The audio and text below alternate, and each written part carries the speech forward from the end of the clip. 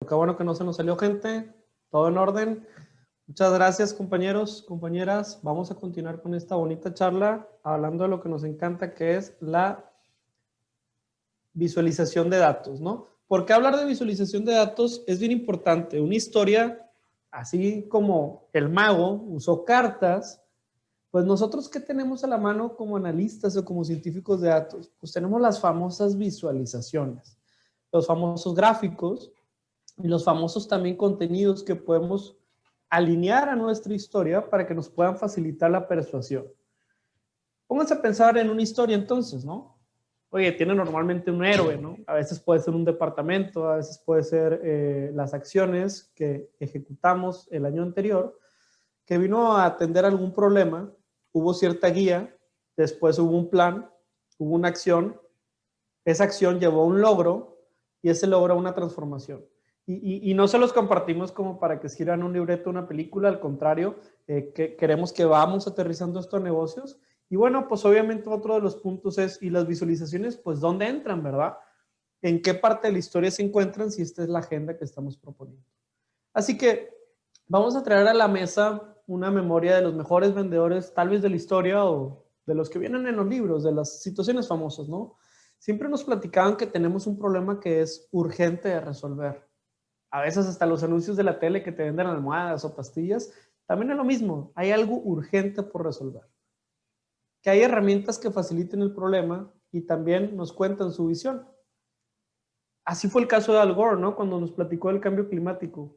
Esta plática tan memorable fue la primera plática que puso en agenda de la ONU y en agenda de muchos países, pues verdaderamente tomarse el tiempo para analizar y cuestionar el cambio climático, y todo fue gracias a los gráficos y gracias a la información que compartió. También al momento en el que Steve Jobs, ¿verdad?, nos empieza a seducir y nos empieza a hablar de todo el ecosistema y esta visión que tenía muy clara, pues obviamente nos contó la historia desde la posición vulnerable o desde la posición de un iniciador que venía a Apple hasta todo el mercado que logró conquistar. Y pues digo, finalmente, otro caso familiar, ¿no? Mark Zuckerberg, al momento en el que muestra esta gráfica de Facebook, las acciones se dispararon en la bolsa, ¿no? Por primera vez Facebook daba claridad de su ecosistema, de lo que estaba haciendo con tantas compras y a dónde quería llegar en el futuro. Entonces, creo que en ese sentido las visualizaciones de datos soportan historias y no al revés, ¿verdad? Entonces, es muy importante entender bien la historia. Claro que hay todo tipo de visualizaciones de datos. Hay visualizaciones de datos que te ayudan a mandar mensajes más precisos, sobre todo las de posición. Oye, cuando hago a lo mejor un contraste en longitud, un cambio en un ángulo, en una gráfica, o te hablo de diferentes direcciones, bueno, ese tipo de cosas nos ayudan a precisar algo. Y otro que nos ayuda a ser menos preciso, pero que nos ayuda a lo mejor a enfatizar, pues pueden ser también identificaciones de área, de volumen, de saturación, entre otros. Cuando hablamos de visualizaciones de datos es bien importante, y nosotros lo platicamos en el equipo. A ver, date cuenta, ya tienes la historia, ya tienes lo que quieres compartir. Ahora vamos a escoger los elementos, las herramientas y los datos. Perfecto, pero ¿qué tipo de variables tienes? ¿Tienes variables categóricas? Estas variables como, no sé, el tipo de sangre, oye, si eres hombre o mujer, ¿verdad? O también a lo mejor el color de coche, ¿verdad? O el color de piso que vendo, ¿no? El tema ordinal, ¿verdad? Oye, en un tema de ordenamiento, en donde la dimensión que se refleja, ¿verdad? Pues es también, depende de un orden, ¿no? Y muchas veces es como, oye, excelente, bueno o malo, ¿verdad? 5 estrellas o 4 estrellas cuando califico un Uber o un Rappi, pues ¿qué significa, no? Entonces, ese es el tipo de cosas que también nos ayudan. O también tenemos gráficos o dimensiones de intervalo, que en este caso pueden ser como las dimensiones salariales, a lo mejor grupos de edades, etcétera, y que de esa manera puede también socializarse mejor los datos. Hay un montón de tipos de visualizaciones, ¿verdad? El día de hoy la plática es de storytelling de datos, no de visualizaciones de datos. Estamos trabajando en otro taller justamente solo para visualizaciones, pero tendremos que complementarlo de cierta manera. Entonces, creo que aquí vamos a englobar solo las más importantes. Pero algunas técnicas que ustedes necesitan saber, esta información la obtuvimos del manual de SAP, que es uno de los mejores manuales para visualización de datos, se los recomendamos mucho, está de libre acceso en internet. Pero las primeras gráficas es cuando quieres mostrar algo de cambio con el tiempo, no le busques en otra mezcla, utiliza gráficos de línea, utiliza también gráficos de barra. Solo ten mucho cuidado en las series de tiempo, cómo vas a plasmar los años, los periodos y que esos periodos sean compatibles con todos los datos, ¿no? Te voy a dar un ejemplo. Uno de nuestros clientes abre sus tiendas de lunes a viernes, no abre los fines de semana. Sin embargo, todos sus gráficos, pues al momento de esos datos que sean graficados, pues tienen caídas cada fin de semana, caídas cada fin de semana. Entonces, te distraen mucho esos valles porque no puedes enfocarte en lo más importante. Ese es un tipo de recurso que nos puede ayudar. También tenemos el tema de comparación. Cuando queremos hacer una comparación y queremos decir, oye, la zona norte vendió más que la zona sur, ¿verdad? Oye, esta categoría vendió más que este, o este proveedor le está yendo mejor que este. Bueno, pues utilizamos un gráfico de barras, un antes y después, y juguemos mucho con los colores. Hay otro tipo de gráfico que se llama el gráfico de trellis o de encrucijada, pero en realidad lo que te ayuda es como si fuera una tabla con múltiples líneas y tal cual puedes ver la conducta de diferentes zonas, ¿no? Cómo fueron las ventas a lo mejor de la zona norte, de la zona sur, de la zona este, y cada una con su dinámica comparable durante las mismas semanas activas, pues cómo fue cambiando. Eso también puede ser un muy buen recurso para explicar una comparación. El ranking, por ejemplo, cuando tenemos un ordenamiento de mayor a menor, en este caso muchas veces nosotros lo hacemos para saber, oye, qué plaza está vendiendo más, o con los análisis georreferenciados, qué código postal se cruza mejor con tus ventas de e-commerce, pero se cruza peor a lo mejor con tus ventas en tiendas físicas, etcétera. Y también cómo llegar de la parte al todo, ¿no? Es bien importante, y esto se le escapa a mucha gente, empezar de lo general a lo específico. Acuérdense que el viaje de la historia es un viaje mental y el viaje de los gráficos acompaña ese viaje mental. Nosotros tenemos que primero hablar del todo, del conjunto, y luego irnos a los subconjuntos, ¿no? En este caso, por ejemplo, cuando hablamos de Airbnbs, ¿verdad? Oye, primero te voy a decir cuántos Airbnbs hay en México, después de en México, cuántos hay en Nuevo León, después cuántos hay en Santa Catarina, por ejemplo. Y después de Santa Catarina, cuáles son las 3 colonias con más Airbnbs, y después ahora sí ya te voy a dar toda la explicación. Pero si se fijan, los fui llevando de arriba abajo para entender qué tan importante es Santa Catarina en México o en todos los niveles.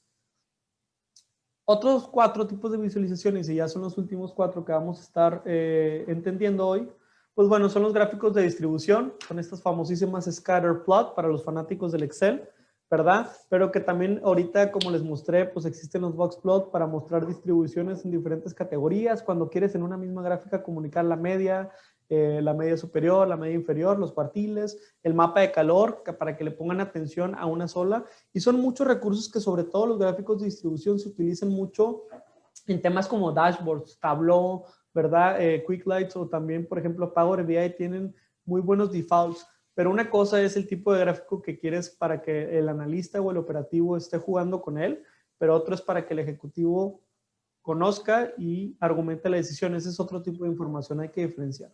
También está el tema de correlación. Cuando queremos mostrar de correlación, no hay de otra. Empezamos con gráficas de puntos y ya después de eso algunas gráficas de trellis o de líneas. Para la visión general, a mí me encanta y yo todavía soy partidario de que todo debería empezar de lo general. Y creo que una tabla hace bastante buena chamba, siempre y cuando la tabla está bien construida y obviamente no tengamos estos números, ¿verdad? Con letritas así, tamaño 12, ¿no? Si la letra no está en 20, tu tabla está mal. Entonces, tiene que tener más o menos, entender un poco el tamaño, la persuasión y, claro, jugar con los colores para destacar a dónde queremos llegar. Y finalmente también está el de información geográfica y mapas, que nosotros somos entusiastas, pues desarrollamos plataformas literal en nuestra página donde eso es lo que utilizan nuestros clientes y bueno, a través de coropletas o también a través de gráficos de calor. Entonces, esta es una generalización, hay muchas más familias de gráficos, hay muchas más ocasiones de uso, pero normalmente tu historia va a tener contrastes, tu historia va a tener rankings, tu historia va a tener varias cosas que creo que de aquí te puedes apalancar. Así que contar historias tiene su arte, ¿no? No solo lo dice Bob Ross, contar historias tiene su arte y en ese sentido les vamos a platicar un poco de lo que nosotros consideramos un poco la parte artística, ¿no? Escriban si pueden en el chat. ¿Cuál de los dos gráficos se les hace más llamativo? Uno, si es el del lado izquierdo, o dos, el del lado derecho. Venga, venga, uno o dos. Uno del lado izquierdo, dos del lado derecho. Aquí César me va a estar platicando qué es lo que estamos encontrando. César, ¿qué están comentando más? El 2, el 2. Excelente. Al momento en el que nosotros tuvimos que compartirle al sector hotelero de Nuevo León, oye, ¿sabes qué? Te voy a compartir el tema de cuántos Airbnbs hay.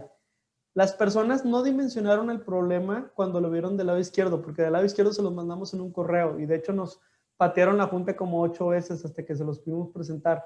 Pero cuando llegamos a la sala con los dueños de los hoteles más grandes de la ciudad, les presentamos el de la derecha y me dijeron, oye, parecen una plaga. Y dije, sí, claro, exactamente, ese es nuestro propósito, que entiendas que ellos están reproduciendo y están creciendo a una velocidad a la que ustedes nunca van a poder crecer. Y su mensaje fue, pues nos hubieras mandado eso por correo, ¿verdad? Y le dije, no, pues obviamente es parte del encanto y del valor de esta junta. Entonces, pues sí, sin duda alguna, la llamativa, como alguien aquí especificó en el chat, es la de la derecha. No quiere decir que eso te comunique más, pero es la más llamativa. Y en este caso la pregunta es, ¿cuál gráfico te comunicó de manera más llamativa? Siguiente ejercicio, vamos a ver. ¿Cuál gráfico también? Ahora aquí, ¿cuál de los dos gráficos te comunica de manera más llamativa? Lo que estamos viendo son 3 años de choques para el estado de Nuevo León. En estos 3 años de choques, en un análisis que realizamos en Datlas, encontramos que el 30% de los choques ocurre en 3 kilómetros cuadrados. ¿Ustedes quieren saber dónde choca más la gente en Nuevo León? La respuesta es cuando bajas de la Loma Larga en Gonzalitos, enfrente del monumento del huracán Gilberto. Ese es el punto en donde tenemos registrados en los últimos 3 años más choques que en cualquier otro punto de la ciudad. De hecho, ahí se concentran una tercera parte de los choques. Gonzalitos, ahí se los encargo. Y pues ni modo que pongamos semáforos, ¿verdad? Para los que son de Nuevo León no se puede. Pero bueno, la gente está respondiendo a lo de los de la derecha. Oye, y donde hay más tráfico, es correcto. No estandarizamos los datos, no los normalizamos. Nosotros nada más dijimos el dato fatal, pero es un muy buen punto. Muy bien, siguiente ejercicio. Aquí nada más es cuál te llama más la atención. Y les doy un hint, ahí viene escrito, busca el contraste, pero ¿cuál les llama más la atención, del lado izquierdo o del lado derecho? Cuando nosotros trabajamos con los Airbnbs, nos dimos cuenta que hacer una estrategia, 5,000 estrategias diferentes para los más de 5,000 Airbnbs que existían en Ciudad de México o en Nuevo León, era muy complicado. Entonces lo que quisimos es hacer un ejercicio de clusters para poder trabajar por ahí con segmentos. Y aquí estoy viendo un poquito más de distribución, ¿no? Del lado izquierdo a lo mejor algunos dicen, del lado derecho, qué bonitos clusters, muchas gracias. R se encargó de eso, nosotros nada más hicimos el código. Pero de cierta manera, el lado derecho, pues le podría interesar porque se ven más colores, ¿no? Y normalmente a veces ver más colores te invita el ojo a ver a poner atención en diferentes lugares. Pero el lado izquierdo es contrastante, es como un lápiz bicolor, ¿no? El de izquierda a veces nos distrae menos, como dice Lorena Cermeño. Así que, si bien justamente esto se tiene que contar como una película cuando armas clusters, ¿verdad? Tú tienes que decir, oye, la primera iteración me salió esto, la tercera esta, la cuarta, etcétera, hasta que te sientas con una cantidad de iteraciones cómoda. Por ejemplo, en el sector hotelero nos sentimos cómodos con el tema de 8 grupos y cada hotel o cada marca de hotel iba a hacer algo para ir a atender cada segmento. Entonces, eso es un muy buen ejercicio. Gracias por su participación. Otra gráfica más, esta no la hicimos nosotros, esta aquí nos la presentaron en el Monterrey Digital Hub, un estudio que hizo Endeavor de la mano, si no me parece mal, del Digital Hub y también de Cemex, otras empresas más. ¿Cuál de las dos te provoca entender más rápido cuál es la edad de un tech founder en Monterrey? Las dos gráficas dicen lo mismo. ¿Cuál es la edad de un tech founder en Monterrey? ¿Cuál te toma menos tiempo encontrarlo? ¿El de la izquierda o el de la derecha? Son las gráficas iguales, lo único que estamos jugando es con los colores. Muchas gracias a quienes están participando. Es correcto, el lado derecho, pues obviamente nosotros jugamos mucho con los grises, con los azules, y eso nos ayuda a ver.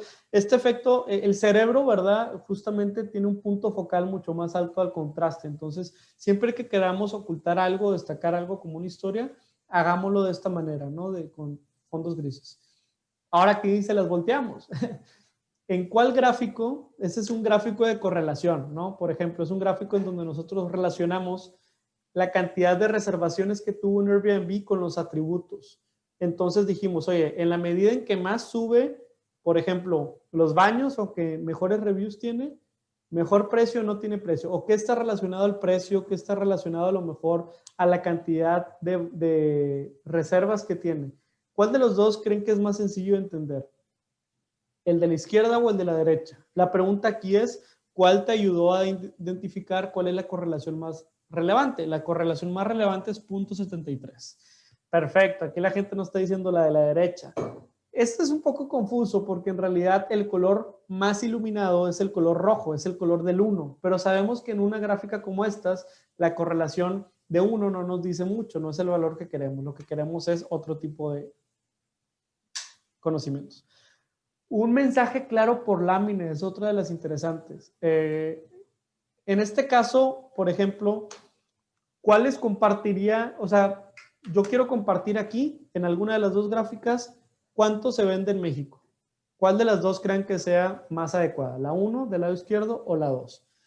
A veces nos complicamos, ¿no? Pero verdaderamente esto nunca lo vemos en ninguno de los ejercicios que tenemos con clientes. La mayoría son gráficos que muestran como 15 datos, entonces, oye, ¿dónde mando mis ojos? Etcétera. Si yo quiero controlar la visión o a dónde van los ojos, lo correcto es empezar a armar la gráfica y, por ejemplo, en este caso estamos utilizando el color naranja para especificar justo el lado derecho. Muchas gracias a los que están participando. Aquí explicar una variable a la vez se complementa mucho. Exactamente, Jonathan Domínguez, podemos hacer una transición, que es justo lo que ahorita estoy explicando. Esta parte de explicar una variable a la vez, pues yo puedo poner una gráfica así, en una presentación, como está del lado izquierdo, o puedo hacer una transición, como lo acaban de explicar. Oye, primero te explico fabricantes y apago tiendas, y después te prendo tiendas y apago fabricantes. Y eso me ayuda mucho más a construir una historia, ¿verdad? Sobre todo cuando quiero en un clic dar un mensaje, otro clic, otro mensaje, otro clic, otro mensaje. Y todos estos mensajes son pequeños momentos que te van a estar ayudando a construir de mejor manera. Oye, el tema del clustering, por ejemplo, esta es otra de las que pasa mucho. A veces las presentaciones están hechas para que sean presentadas por una persona. Cabe la redundancia, o sea, un presentador siempre va a acompañar a sus gráficos y a su historia. Pero eso no es verdad siempre. Hay veces que esa gráfica o esta presentación la tenemos que documentar en un PDF y la enviamos y quién sabe en los ojos de quién puede acabar. Entonces, si yo tuviera que hacer una explicación de qué es un clúster, pero yo estoy ahí presente, yo lo voy a explicar con el de la derecha, porque lo que yo quiero es que haga show, que haya pirotecnia. Pero si yo voy a tener que enviarlo, lo voy a tener que enviar con la información y documentación del lado izquierdo, ¿no? Entonces, esa es también otra de las perspectivas que pueden ser de utilidad. Y bueno, también códigos de colores. Nuestro cerebro identifica mucho convenciones sobre las que estamos educados, como por ejemplo los colores de semáforo, rojo siempre es alerta, amarillo también es regular, ¿verdad? En este caso también esta gráfica de Gauss, ¿verdad? El velocímetro, siempre entendemos que si usamos color de semáforo, pues el de la derecha se aprecia mucho más que el de la izquierda, por ejemplo. Y también, por ejemplo, nosotros lo hacemos mucho por el tema de nivel socioeconómico. En el nivel socioeconómico nosotros pues ofrecemos mapas a cierto precio sin nivel socioeconómico, pero del lado derecho te podemos mostrar el contraste. Hay una capa que vendemos dentro de nuestros mapas y tiene que ver con los niveles socioeconómicos. Y al nivel alto le ponemos un color, medio y bajo otro color, y ND cuando de plano pues no tenemos información. Creo que es bien importante el hecho del ordenamiento. Ahorita veníamos de ver las visualizaciones de ordenamiento y este es uno de los más claves. Y ya la última pregunta, aquí sí les pido a todos que participen. Esta está muy buena. Es una gráfica medio complicada de realizar. Más de 5 millones de equipos de smartphone fueron mapeados en Nuevo León. Cada uno de ellos representado por un punto, de color rojo o de color azul. Del lado izquierdo, te quiero compartir que el color azul representa los Androids y el color rojo los iOS o los iPhones. Pero la misma gráfica del lado derecho te la volteamos. Del lado en rojo los Androids y en azul los iOS o los iPhones. ¿Cuál de los dos gráficos está bien? ¿Cuál crees que contenga datos más reales? No te voy a dar más información. ¿Cuál de los dos? Por intuición. ¡Vámonos!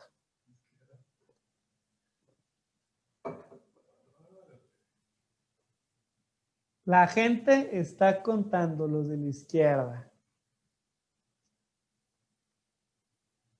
Pues me creerán que una vez un ruso llegó a una presentación con una gráfica muy similar a cierta exposición en México y dijo que el de la derecha estaba bien. Pues obviamente en Twitter le llovió, ¿verdad? Le llovió porque a veces los datos intuitivamente te reflejan una realidad y otro no. De hecho, ¿qué pasa si nosotros nos paramos enfrente de un ejecutivo, de un directivo y de pronto pues traemos datos que no les suenan? No sé si les ha pasado. Oye, no me suena ese dato. O de pronto yo estoy en el área de tesorería y yo veo las ventas sin IVA, pero tú las estás contabilizando con IVA. Oye, ya le quitaste el IEPS. Híjole, es que toda mi presentación está hecha con ciertos impuestos y las mías no.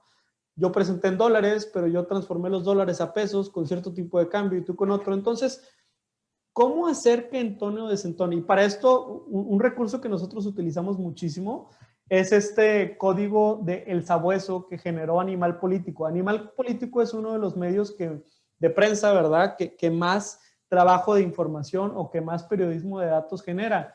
Entonces, en ese sentido, por ejemplo, el primer cuadro es que es verdadero. Oye, tu presentación y todas las visualizaciones y todo lo que estás presentando es verdadero. Nadie te puso un pero, todos te creen.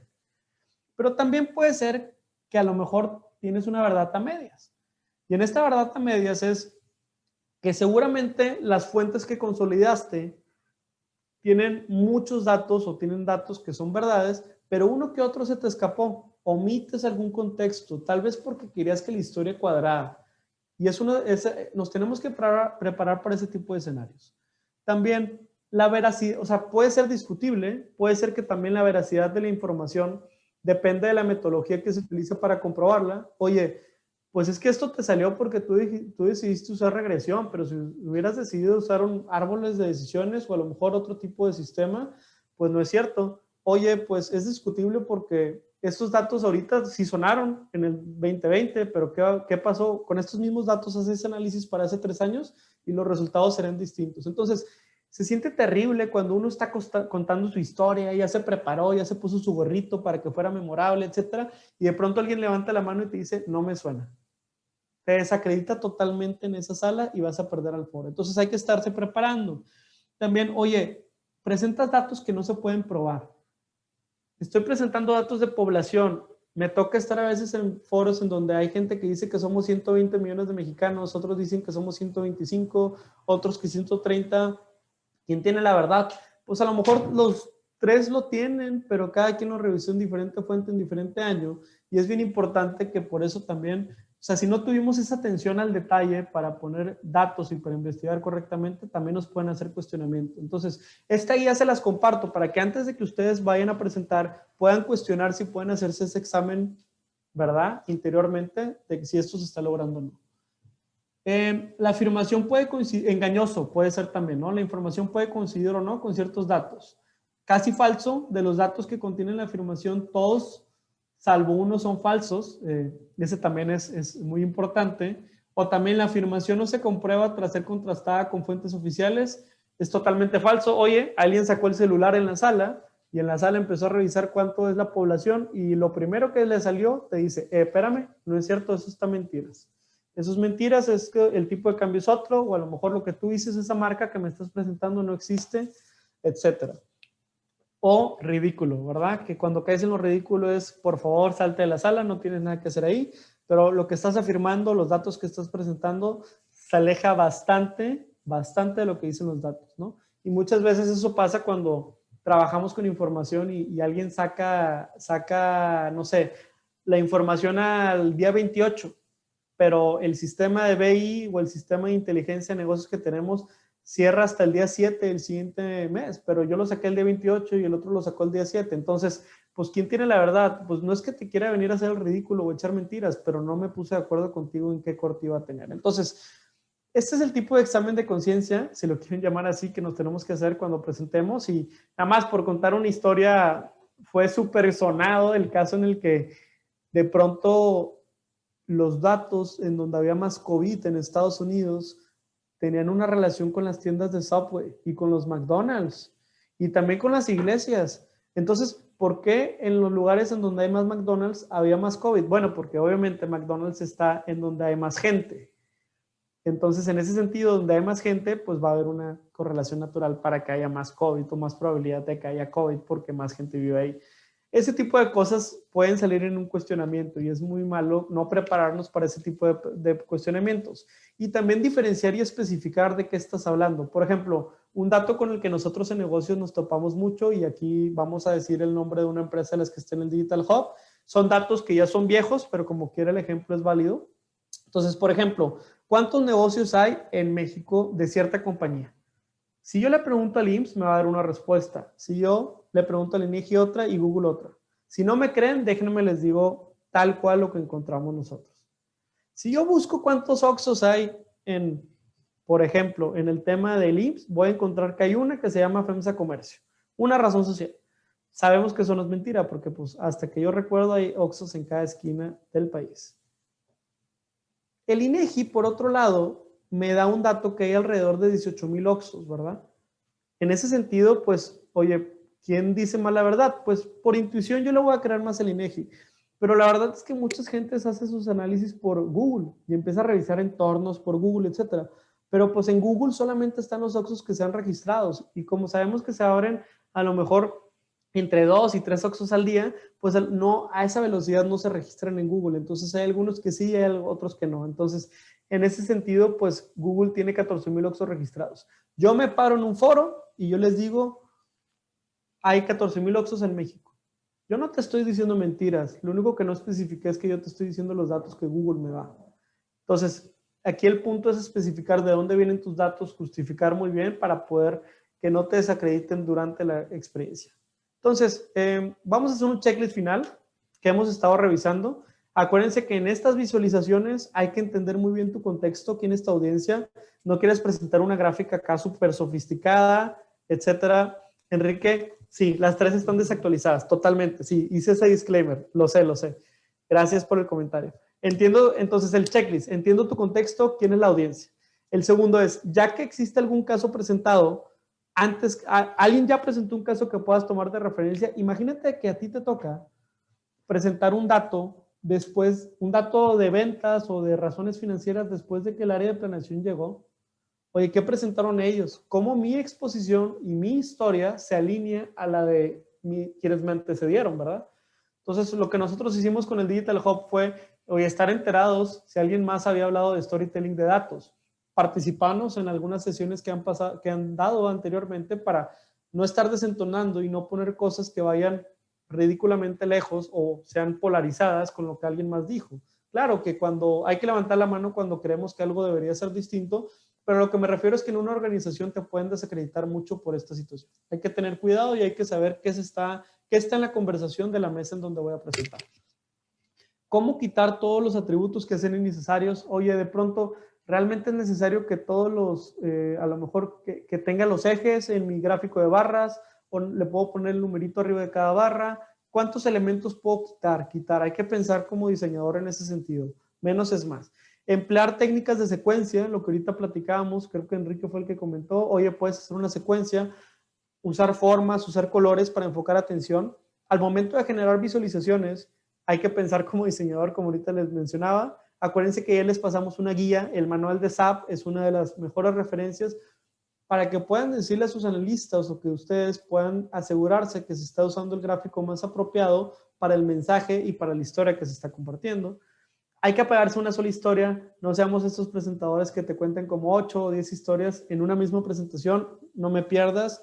Acuérdense que hay que mantener una misma camino y bueno, pues también iterar un ejemplo de principio a fin y practicar. Es bien importante la práctica, que no sea la primera vez, tratar de ensayar y llevársela. Entonces, pues hasta aquí ya vamos a cerrar el segundo capítulo. Ahorita les vamos a pasar allá a los últimos tips para llevar el storytelling a la práctica. Pero pues bueno, ¿qué hicimos en este segundo capítulo? Veníamos de ver el ejemplo del mago, ¿verdad? Ya lo recapitulamos en el primero, pero en el segundo les mostramos un poco más del valor de las visualizaciones, les contamos cómo hay que personalizar para las audiencias, qué casos pueden ser más utilizados, por ejemplo, cuándo es más adecuado usar una gráfica de barras, una gráfica de líneas, una tabla, y también cómo podemos utilizar convenciones como colores, ¿verdad? Las visualizaciones entonces son un soporte, no son un sustituto, es bien importante. Una visualización no hace una historia ni un mensaje, simplemente es un soporte. De ahí que seleccionar las más apropiadas para las variables categóricas, ordinales o de intervalos, como los mencionamos. Contar historias es un arte, hay que generar gráficos que faciliten nuestras narraciones con colores y formas específicas y trabajar con datos veraces. Acuérdense, aunque nos cueste trabajo, hay que cuestionarnos de todos los ángulos si el dato que estoy presentando es o no es veraz. Y de esa manera nos podemos preparar. Si alguien nos cuestiona, tener una respuesta preparada para decir dónde estamos. Y también es válido dar un antecedente de dónde vienen los datos o hablar un poco del método y las fuentes para que no te desacrediten en medio de tu historia tan inspiradora que has preparado. Así que